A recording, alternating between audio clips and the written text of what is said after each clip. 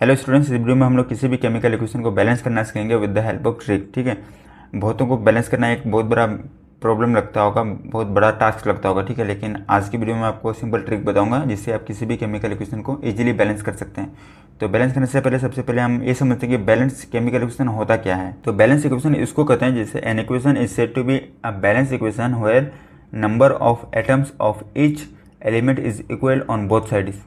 यानी balance equation उस ऐसा इक्वेशन को कहते हैं जिसमें जो नंबर ऑफ एटम्स होगा left side and right side, इस साइड और इस साइड, दोनों साइड में जो नंबर ऑफ एटम्स होगा वो इक्वल होना चाहिए, उसी को हम लोग बैलेंस इक्वेशन बोलते हैं। ठीक है, तो फिर इस इक्वेशन में क्या होता है, देखिए ये जो सेकंड इक्वेशन है ये बैलेंस इक्वेशन है और ये जो फर्स्ट इक्वेशन है ये है मतलब स्केलेटन इक्वेशन है, या नॉर्मली हम इसको इक्वेशन बोल देते हैं। ठीक है, तो हमारा जो ट्रिक है वो क्या है कि ABC मेथड ट्रिक है। तो इसको कैसे लगाते हैं, चलिए इसको पहले सीखते हैं। तो ट्रिक कैसे लगाएंगे, जैसे ये केमिकल इक्वेशन है CH4 + O2 = CO2 + H2O। ठीक है, जब मेथेन का ऑक्सीजन के साथ रिएक्शन होता है तो क्या बनता है, कार्बन डाइऑक्साइड और वाटर बनता है। ठीक है, तो इसको ABC मेथड को कैसे यूज़ करेंगे हम, तो देखिए जो भी कंपाउंड मॉलिक्यूल है अलग अलग सेपरेट, उसके सामने ABCD लिख दीजिए। तो इसके सामने A लिख दिए, इसके सामने B लिख दीजिए, इसके सामने C, इसके सामने D। ठीक हो गया। अब क्या करना है आपको, जितने सारे एलिमेंट्स है, जितने सारे एटम्स है या एलिमेंट्स है उसको अलग अलग करना है। जैसे इसमें क्या कार्बन है तो कार्बन को अलग कर लीजिए, उसके बाद हाइड्रोजन है तो हाइड्रोजन को अलग कर लीजिए, उसके बाद क्या ऑक्सीजन है। हमारे पास यही 3 एलिमेंट हैं, आपको और इसके अलावा कोई एलिमेंट दिखता है नहीं। तो अब देखते हैं हम लोग कि कार्बन किस साइड कितना है। तो कार्बन इस साइड कितना है, एक कार्बन है। देखिए यहाँ पर कुछ नहीं है, मतलब एक है, एक कार्बन कितना, एक के पास कितना कार्बन है, एक कार्बन। तो हम ऐसे बोल सकते हैं 1 टाइम्स ऑफ A। और इधर और कार्बन है नहीं है, तो अब इधर देखते हैं कितना कार्बन है, इधर भी एक कार्बन है, तो कितना 1 टाइम्स ऑफ C। तो A = कितना हो जाएगा, C हो जाएगा। अब हम लोग हाइड्रोजन में आ जाते हैं, इधर कितना हाइड्रोजन है 4, तो 4 टाइम्स ऑफ A। और इधर और हाइड्रोजन नहीं है तो नहीं है। ठीक है, इधर कितना हाइड्रोजन है, 2 हाइड्रोजन है, यानी 2 टाइम्स ऑफ D। ऑक्सीजन देखते हैं, इधर कितना ऑक्सीजन है, 2 ऑक्सीजन है, तो 2 टाइम्स ऑफ B। इधर कितना ऑक्सीजन है, 2 टाइम्स ऑफ C, और प्लस इधर कितना ऑक्सीजन है, 1 टाइम्स ऑफ D। अब यहाँ पर आपको जो कॉमन दिखे, यानी ABCD में जो सबसे ज़्यादा जिसमें दिखे, ठीक है, आपको उसको 1 मान लेना है। जैसे A यहाँ पर भी है, यहाँ पर भी है। ठीक है, B कहीं पर नहीं है, लेकिन C 2 जगह है, तो A या C में किसी को कॉमन मान लीजिए, मतलब एक मान लीजिए। तो हमने किसको माना, एक, सपोज A = 1। ठीक, तो जब अगर मैंने A को 1 माना तो C का वैल्यू कितना हो जाएगा, तो C का वैल्यू 1 हो गया। तो A को 1 माना तो 4 × 1 × 2D, तो D का वैल्यू कितना हो जाएगा, यहाँ पर 2 निकल जाएगा, 2 2 × 4। ठीक है, अब यहाँ पर हम लोग यहाँ से B का निकालेंगे, तो 2B = कितना हो जाएगा, C का 1 निकला है तो 2 × 1, और D का कितना निकला हम लोग 2, D का यहाँ से 2, तो B = कितना हो जाएगा 4/2, यानी 2 हो जाएगा, B का वैल्यू 2। अब कुछ नहीं करना है आपको, आप इस केमिकल इक्वेशन को फिर से एक बार लिखना है और जो जो वैल्यू है उसको आपको पुट कर देना है। तो कैसे पुट करेंगे, जैसे देखिए CH4 एक बार और केमिकल इक्वेशन को लिख देते हैं, CH4 + O2 gives CO2 + H2O। ठीक, अब यहाँ पर देखिए A को हम कितना माने 1, तो A यहाँ पर था तो यहाँ पर 1 लिख दिए। B का वैल्यू कितना निकला, B का वैल्यू 2 निकला, तो यहाँ पर 2 लिख दिए। C का वैल्यू कितना निकला 1, तो यहाँ पर 1 लिख दिए। और D का वैल्यू कितना निकला 2, तो यहाँ पर 2 लिख दिए। अब ये जो हमको इक्वेशन मिला ये बैलेंस केमिकल इक्वेशन है। ठीक है, तो ये सिंपल ट्रिक है, सिंपल, एकदम बिल्कुल सिंपल है। अगर आपको थोड़ा भी कैलकुलेशन आता है तो आप इजीली किसी भी इक्वेशन को बैलेंस कर सकते हैं। तो अब इस तरह ये बैलेंस इक्वेशन, ये मेरा स्केलेटन इक्वेशन था, ये नॉर्मल था, ये इसको बैलेंस कर दिए। ठीक है, अब हम लोग और एग्जाम्पल देखते हैं।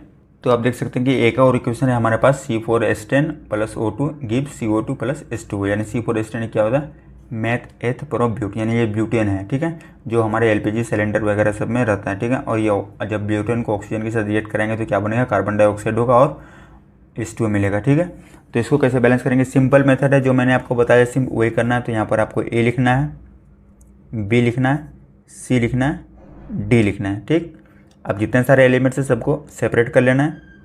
सी यानी कार्बन, हाइड्रोजन और ऑक्सीजन, बस ये 3 एलिमेंट है हमारे पास। अब यहाँ पर कार्बन कितना है, 4 times of A, 4 times of A. इधर कार्बन कितना है, 1 है, तो इधर हम क्या लिखेंगे, 1 टाइम्स ऑफ सी। हाइड्रोजन में आ जाते हैं, इधर कितना 10 टाइम्स ऑफ ए यानी 10 हाइड्रोजन है, और इधर कितना हाइड्रोजन है, 2, तो 2 टाइम्स ऑफ डी लिख सकते हैं। ऑक्सीजन, इधर कितना ऑक्सीजन है, 2 टाइम्स ऑफ बी। इधर कितना ऑक्सीजन है, 2 टाइम्स ऑफ सी है, उसके बाद प्लस इधर कितना ऑक्सीजन है, 1 ऑक्सीजन, तो 1 टाइम्स ऑफ डी। अब यहाँ पर मैंने जो बताया आपको कि जो भी है आपको उसको 1 मान लेना है, जो सब में कॉमन दिखे उसको आपको 1 मान लेना है। चाहे ए को, जैसे यहाँ पर ए 1 2 जगह आता है, सी 2 जगह आता है, तो suppose C equal to 1, suppose C equal to 1। ठीक, तो अगर हमने यहाँ पर 4 इक्वल टू 1 माना, यानी सी का वैल्यू 1 हो गया, तो ए का वैल्यू कितना हो जाएगा, 1/4 हो जाएगा, होगा कि नहीं।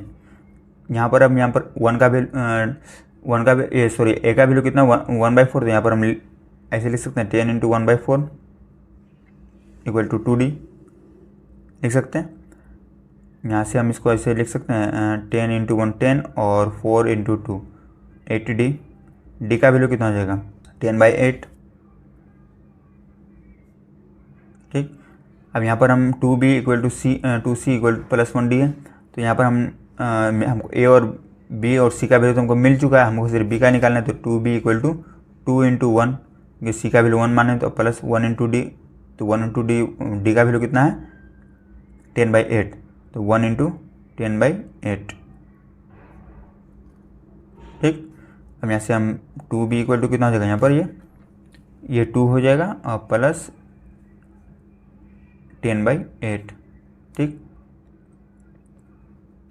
एलसीएम भी कर सकते हैं आप इसका, 8 16 + 8 10 हो जाएगा ये, 2B इक्वल टू 26/8।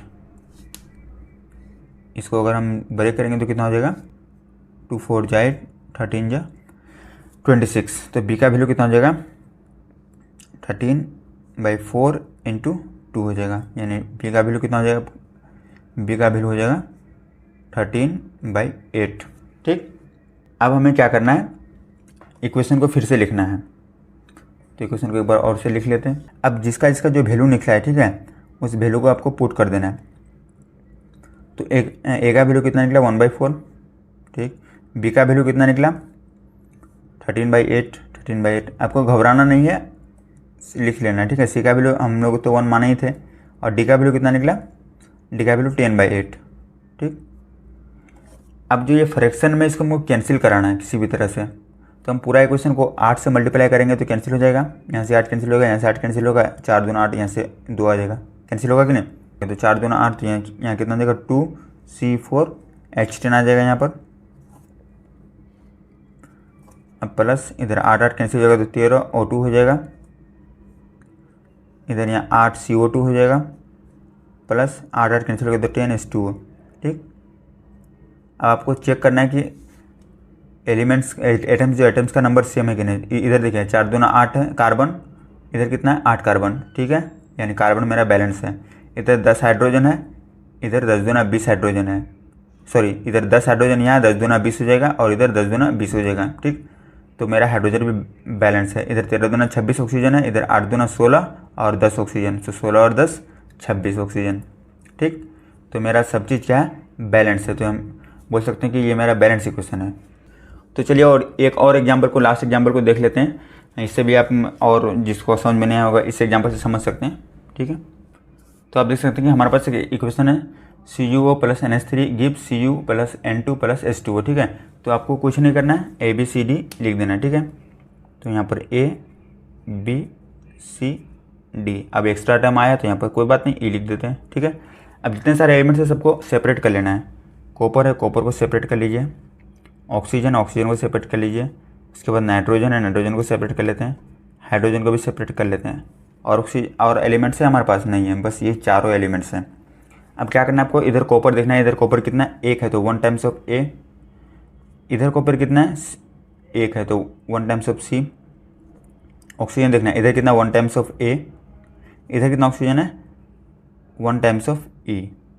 नाइट्रोजन देखना है आपको, इधर कितना है 1 टाइम्स ऑफ बी, इधर कितना नाइट्रोजन है 2 टाइम्स ऑफ डी। देखिए इधर डी मतलब सॉरी 2 टाइम्स यानी 2d हो जाएगा। हाइड्रोजन इधर कितना है 3 है तो यानी 3 टाइम्स ऑफ बी, इधर कितना हाइड्रोजन है 2 यानी 2 टाइम्स ऑफ ई। आपको जो कॉमन दिखे ठीक है आप उसको 1 मान लीजिए, जो आप सब में कॉमन दिखे।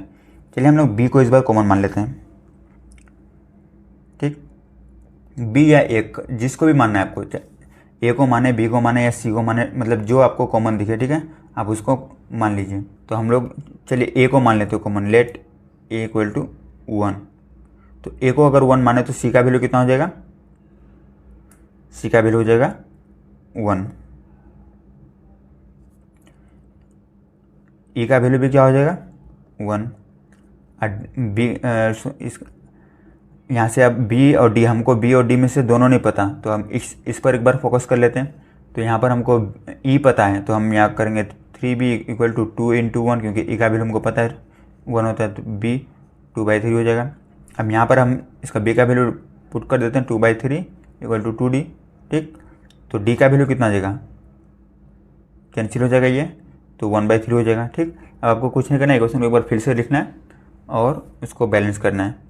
CuO plus NH3 gives Cu plus N2 plus H2O, ठीक।